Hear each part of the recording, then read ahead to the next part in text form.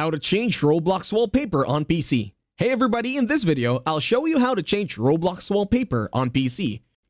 To start this tutorial, open your internet browser and search the following: Roblox theme extensions, and then hit enter.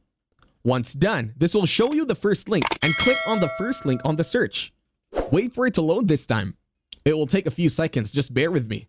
In here, you will see the extensions in Google Chrome. Now this time, you need to click on Add to Chrome. Now open a new tab and go to roblox.com. Now wait for it to load this time. This will lead you to roblox.com.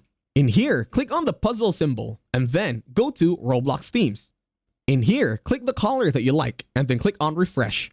And that's it! Your Roblox has now a new color. You can do the same thing once again by clicking the puzzle sign and Roblox themes and hit on refresh.